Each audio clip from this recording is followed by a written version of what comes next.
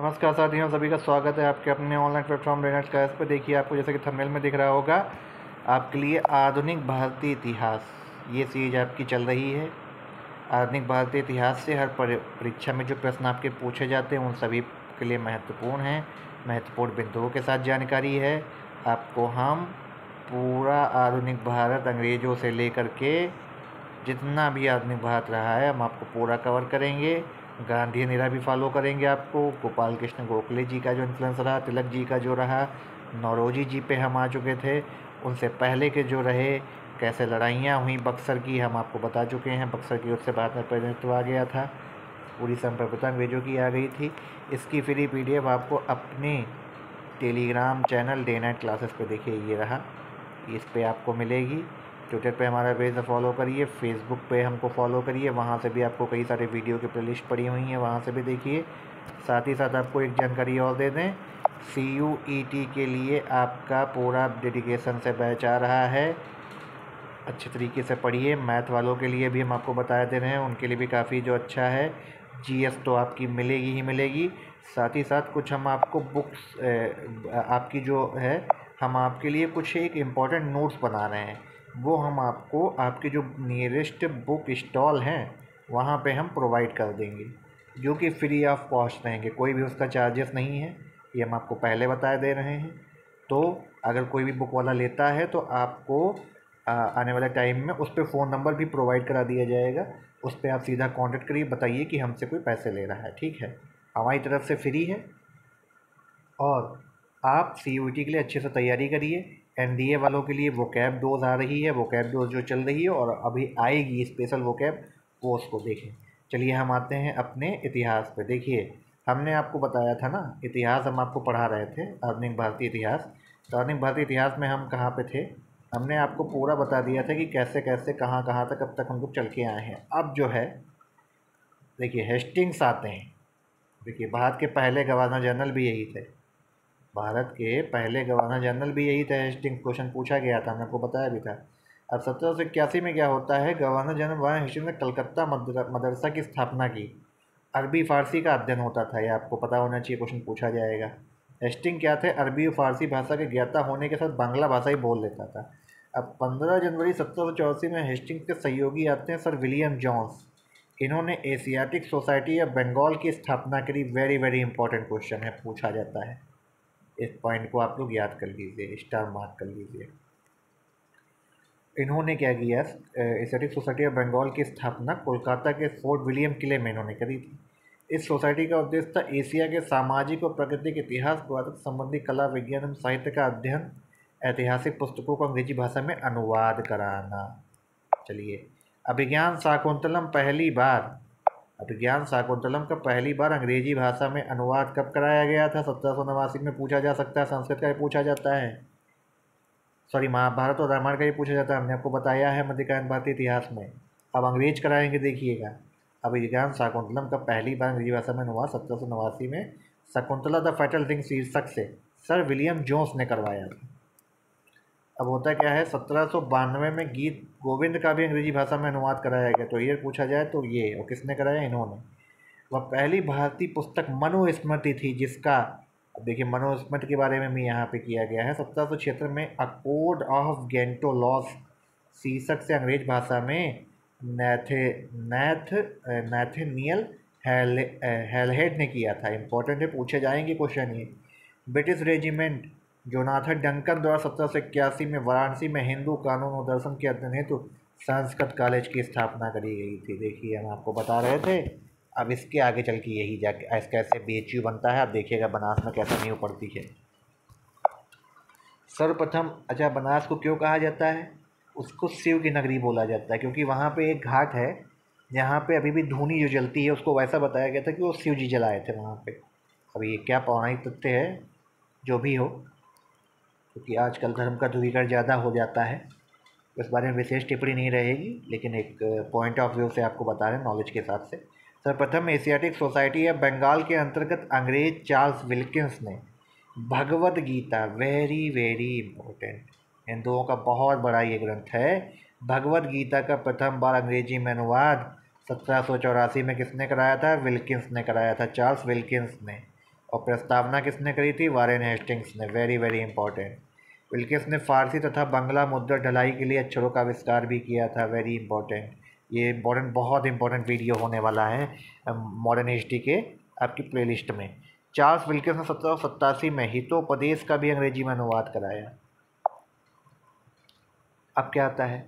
1800 में Lord Wellesley आते हैं और वेलेजली ने कंपनी के असैनिक अधिकारियों की शिक्षा के लिए फोर्ट विलियम कॉलेज की स्थापना करी थी। इंपॉर्टेंट है। अंग्रेज धर्म प्रचारक एवं ईसाई मिशनरी ने भारत में शिक्षा के प्रसार हेतु श्रीरामपुर कलकत्ता को अपना केंद्र बनाया था। डेविड हेयर नामक एक अंग्रेज ने 1820 में कलकत्ता में बिशप कॉलेज की स्थापना करी थी। अब राजा राम मोहन राय का देखिए यहाँ पे उदय होता है। राजा Ram Mohan Roy, David Hare, Alexander डफ, ये कुछ चारों नाम याद रखिए कि पूछे जाते हैं। सर हायड ईस्ट ने को पूछा था, कौन इसमें से नहीं था।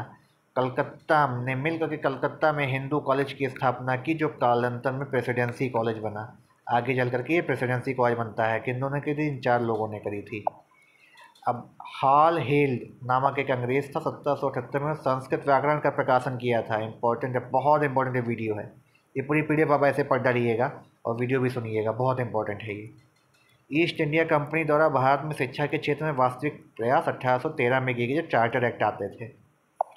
अब 1813 का जो है चार्टर एक्ट में क्या किया? गवर्नर जनरल को अधिकार दिया गया कि वह 1 लाख रुपए साहित्य के पुनरुद्धार तथा उन्नति के लिए और भारत में स्थानीय विद्वानों को प्रोत्साहन देने के लिए खर्च करें। समझ गए आप? स्वतंत्रता पूर्व अवधि में ब्रिटिश सरकार द्वारा भारत में आधुनिक शिक्षा के प्रसार का मुख्य उद्देश्य छोटे प्रशासनिक पदों पर जो नियुक्त थे शिक्षित भारतीयों की आवश्यकता वहाँ पे पड़ रही थी। क्योंकि जब अब जैसे कहीं भी आप देखिए IAS कैडर में क्या होता है, कहीं भी आप IAS कैडर में होंगे तो वो क्या करते हैं, क्यों आपको अपना ज़िला नहीं देते हैं। अब देखिए जैसे आप यूपी के हैं, मान लीजिए आप यूपी के हैं, आपको साउथ में मिलता है, लेकिन कुछ लोगों को यूपी में मिलता है। आप कैसे करते हैं? अगर जैसे 10, जैसे आपने जोन सुना होगा ना, मंडलायुक्त, तो जो जोन होते हैं जैसे 10 आपके अधिकारी रखे जाएंगे वहाँ। अब उन 10 जो आपको मंडलायुक्त बनेगा उनमें से 6 तो रहेंगे आपके बाहरी, जो कि साउथ कैडर, MP कैडर कहीं से भी होंगे। 4 आपके रीजनल आपको रखने पड़ेंगे। क्यों रखने पड़ते हैं? सब इसलिए रखते हैं क्योंकि सबके हाथ में पावर नहीं दे सकते हैं ना। क्योंकि अगर सबको रख लेंगे तो रीजनल वाला जान जाएगा कि भाई, अब सीधी बात है, आपका अपना क्षेत्र है, आपका अपना ज़िला है, आप उसके नियर अबाउट है, तो आप उसकी हर एक चीज़ जानते हैं, कैसे यहाँ पे किस चीज़ की काट है। तो इसलिए इन 6 लोगों को रखा जाता है, 4 लोगों को मिला के 10 लोगों के पूरा ये बनाया जाता है। तो इसी तरीके से यहाँ पे अंग्रेज़ों को अब ज़रूरत थी कि हमको यहाँ का लोकल आदमी चाहिए। समझ गए? लंदन की ब्रिटिश इंडिया सोसाइटी के सदस्य उदार और प्रगतिशील व्यक्तित्व के धनी जॉर्ज थॉमसन ने 1837 में कलकत्ता आए। अपने भाषणों से बंगाल के युवाओं को प्रभावित किया था इन्होंने। अब इन्होंने भारत में राजनीतिक शिक्षा का जनक माना जाता है। किसे माना जाता है? राजनीतिक शिक्षा का जनक किसे माना जाता है? जॉर्ज थॉमसन को नाम पूछा जाए तो याद रखिएगा। अब शिक्षा के माध्यम पर काफ़ी विवाद हुआ। शिक्षा के माध्यम पर विवाद। इस समय भारत में प्राचीन जो शिक्षा के समर्थक के दल थे, नेता HT प्रिंसेप तथा HN विल्सन थे। प्राच्य विद्या के समर्थकों का मानना था कि भारत में संस्कृत और अरबी के अध्ययनों को प्रोत्साहन दिया जाए और भारत में पाश्चात्य विज्ञान और ज्ञान प्रसार इन्हीं भाषाओं से ही किया जाए, इन्हीं भाषाओं में ही किया जाए। दूसरी ओर जो आपके तो आंग्लवादी नेता थे, चार्ल्स ट्रेवेलियन मुनरो, इन्होंने क्या किया? भारत में शिक्षा के रूप में अंग्रेजी की वकालत की। वे भारत में पश्चिमी मानकों को पूर्णतः आरोपित करना है, जबकि उनका मानना था कि इन्हीं की लैंग्वेज में ही किया जाए। अब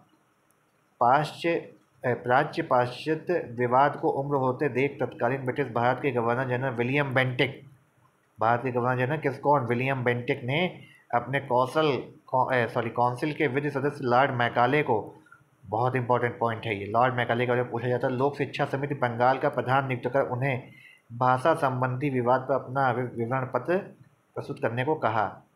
2 फरवरी 1835 को, बहुत इंपॉर्टेंट डेट है ये, पूछा जाता है। मैकाले ने अपना स्मरण लेख मैकॉले मिनट प्रस्तुत किया, जिसे मार्च में स्वीकार कर लिया गया। मैकाले ने स्मरण लेख में भारत में आधुनिक शिक्षा प्रणाली की नींव पड़ी।